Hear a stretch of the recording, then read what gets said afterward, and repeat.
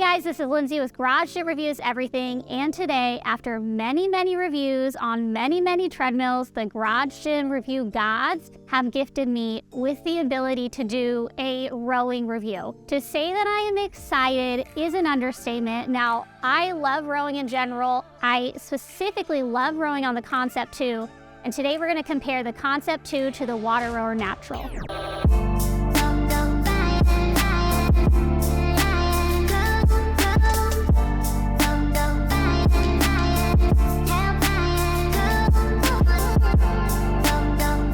Before I do that, go ahead, subscribe to our channel. We have so many videos coming up. We're just about to shoot the best treadmills for under $1,000 roundup series that you won't want to miss.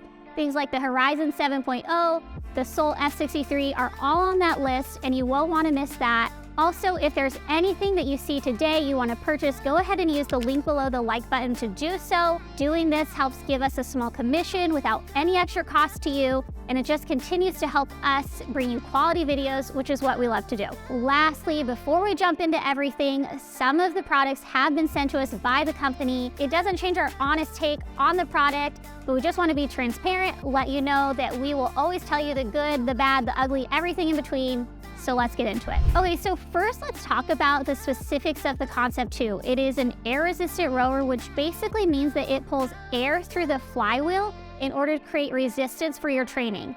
Now, it has a dampener on it, so it goes from 1 to 10. 1 is gonna pull in very little air, whereas 10 is gonna pull in a lot of air, creating a lot of resistance. 1 might mimic more of a small speedboat, whereas 10 on the water is a bigger boat that you're gonna have to do a bigger pull for.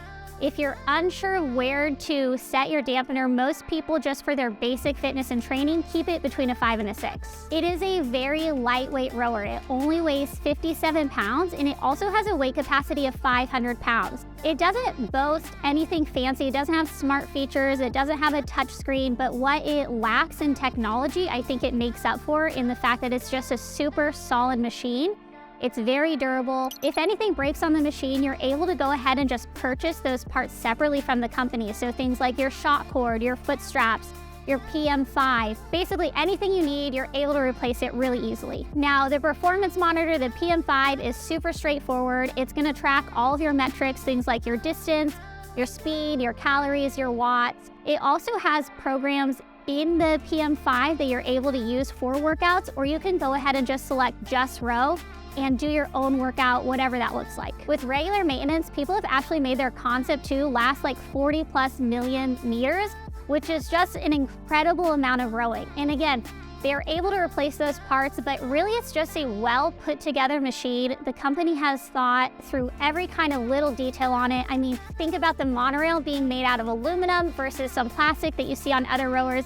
Just a solid machine. Okay, so let's switch gears here a little bit and talk about the WaterRower Natural. Now, just heads up, the rower behind me is not the WaterRower Natural, it's the Ergata, but it's basically the same rower, except for the Ergata does have smart features and a touchscreen, but overall they are made by the same manufacturer and basically the same machine. Okay, so water rowers are different than air rowers. So your air rowers, you have your dampener, you're pulling air through the flywheel to create resistance.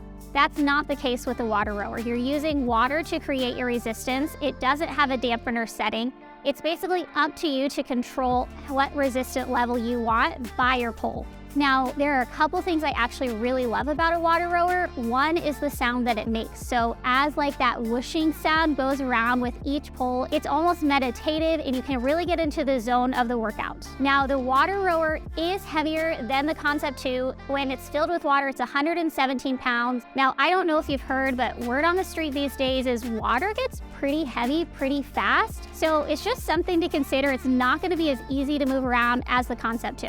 With its higher weight though, it also has a higher weight capacity of 700 pounds. So 200 plus more pounds than the Concept 2. So if that's something that you need in a rower, then the WaterRower Natural might be a better fit for you. Another difference for me is the overall aesthetic of the WaterRower versus the Concept 2. I mean, when you look at the Concept 2, it is a piece of gym equipment. I mean, it's basic, it's simple, there's nothing really fancy about it. I personally wouldn't want to keep it in my living room.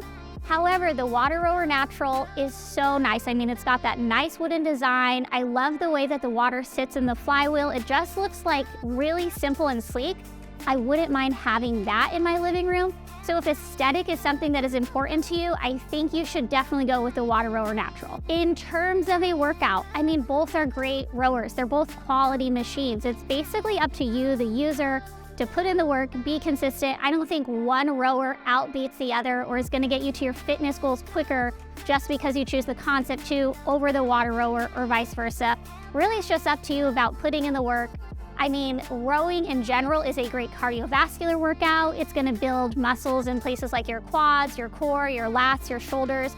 Overall, a great workout. Again, just up to you on how consistent you're gonna be. Now, both indoor rowers are straight to the point. Neither of them have fancy features. They both actually have very similar performance monitors for you to track your metrics on. They both have a very basic design. It's very simple, nothing fancy. You're gonna be able to just jump onto that rower and get going. Whether or not you choose the air rower or the water rower, both are gonna provide you with health benefits. They're not fancy. They have similar performance monitors to be able to track your metrics. Neither of them have smart features, but they do use Bluetooth connectivity, so you can connect to on-demand classes, Strava, your Apple Watch, and different apps like that. Now, 3 differences, and the biggest one for me is just how it feels. Rowing on an air rower is vastly different than rowing on a water rower. I mean, they just feel completely different. I personally prefer the feel of an air rower, but I know so many people who prefer the feeling of a water rower. I think it's really just about testing out what you prefer and what you like better and are gonna be able to use more because you're excited about the rower and how it feels. Again, I know we went over this a little bit, but aesthetic, I think people kind of overlook that aspect. So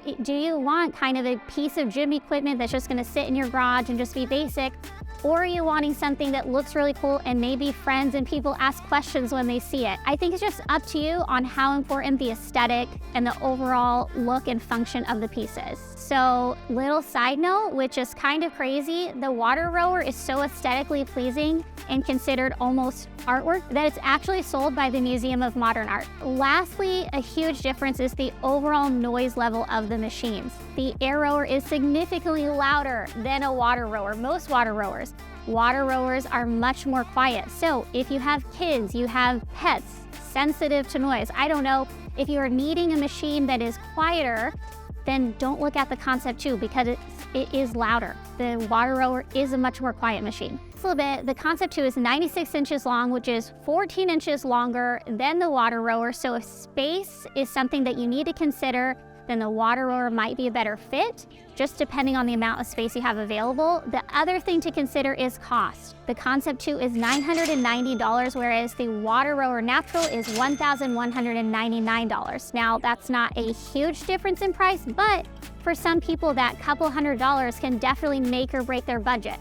So it just depends on what you're looking for in terms of cost. Overall, solid machines. I am still going to choose the air rower, but if you prefer the look of the water rower or the feel of the water rower, I don't think it's a bad option to go with. I think it's in fact a really good design. Another thing to consider about a water rower is you are going to either have to change out your water or use chemical tablets to put in to make sure that your water doesn't get moldy. Now, it just requires a little bit more maintenance than what you would see with a Concept 2. Let us know in the comments which one you prefer. Do you prefer the feel of the air rower? Do you prefer the look of the WaterRower Natural? I mean, tell us your thoughts. Let us know what you think. This has been Lindsay with Garage Gym Reviews Everything, and we'll see you back here soon.